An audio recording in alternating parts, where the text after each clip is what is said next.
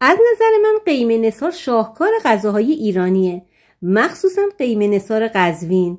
امروز میخوایم با هم درستش کنیم. برنج رو 5 الی 6 مرتبه شستم، آبش رو خالی کردم، 2 ساعت با آب نمک خیس دادم. حالا داخل آب در حال جوش ریختم. کف روی برنج رو بر میدارم. وقتی که برنج کاملا ری کرد اون رو آبکش میکنم. اگه میخواید برنجتون خوش عطرتر بشه 3-4 حبه قند میتونید بهش اضافه کنید. خب حالا داخل آبکش میریزم. کاملا که آبش رفت اون رو داخل قابلمه میریزم و میذارم دم بیاد. حالا فرق نمیکنه، شما هر نوع تحریکی که دوست داشتید میتونید بندازید. 2 تا پیاز بزرگ رو نگینی ریز کردم، داخل روغن دارم تفت میدم که سبک بشه. ببینید دوستان، قیمه نثار قزوین رو به 2 روش درست میکنن. یا گوشت رو با این محتویات از اول تفت میدن و با هم میذارن میپزه، یا مثل من جداگانه گوشت رو میپزن. دلیل جداگانه پختن من به خاطر این هستش که رنگ قیمه نثارمون خوش رنگ تر بشه، رنگش کدر نشه. پس من گوشت رو از قبل با 1 حبه سیر و 1 دونه پیاز و آب گرم گذاشتم حدود 1.5 ساعت الی 2 ساعت بپزه.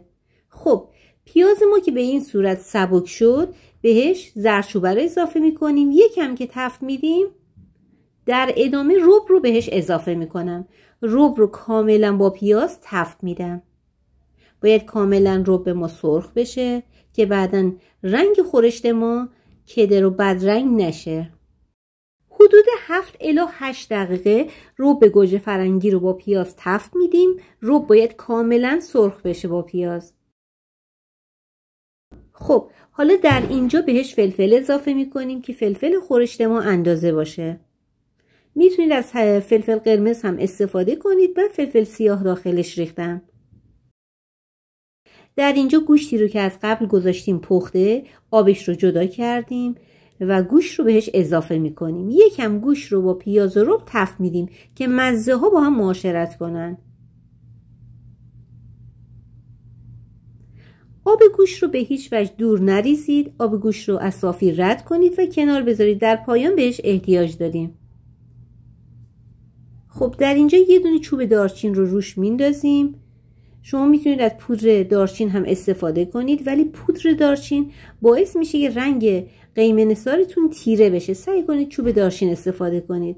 حالا آب گوشت صاف شده رو داخلش میریزیم. میذاریم حدود 1 ساعت با حرارت خیلی ملایم با در بسته بپزه که کاملا این خورشت ما جا افتاده بشه. دوستان ممنون که تا اینجا با من همراه بودید. خوشحال میشیم کانال ما رو سابسکرایب کنید و همراه همیشگی کانال ما باشید. تا پلومون دم بیاد این 1 ساعت هم میگذره و غذامون جا میفته. خب ببینید دوستان، به این ترتیب بعد از 1 ساعت غذای ما جا افتاد.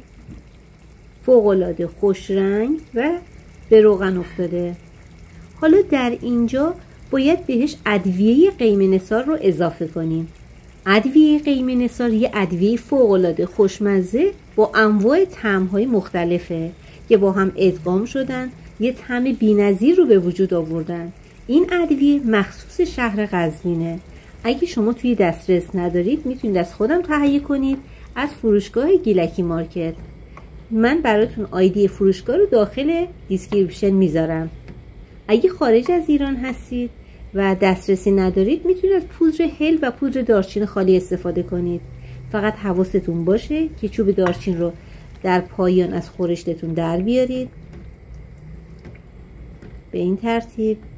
خب ادویه رو که زدیم میذاریم حدود 1 ربع روی حرارت خیلی ملایم دوباره ریز جوش بخوره. بهش 1 مقدار آب لیمو، 1 مقدار زعفرون و 1 مقدار گلاب اضافه میکنیم. دوستان برای نثار روی پلو معمولا خلال بادام رو میشورن، حدود 10 دقیقه با گلاب خیس میدن. زرشک رو هم به همین ترتیب میشورن و کنار میذارن، ولی زرشک رو اصلا خیس ندید چون حالت خودش رو از دست میده. خلال پسته نیازی به تفت دادن نداره. من 1 کوچولو کره رو داخل تابه انداختم، بعد بادوم رو باهاش تفت دادم، در پایان خلال پسته رو بهش اضافه کردم. 1 کوچولو تفت که خود سریع حرارت رو خاموش کردم. زرشک رو هم با یکم شکر و کره تفت دادم، خیلی کم تفت دادم. حرارت رو خاموش کردم، بهش یک مقدار برنج اضافه کردم و زعفران و روی پلوم رو باهاش تزیین کردم.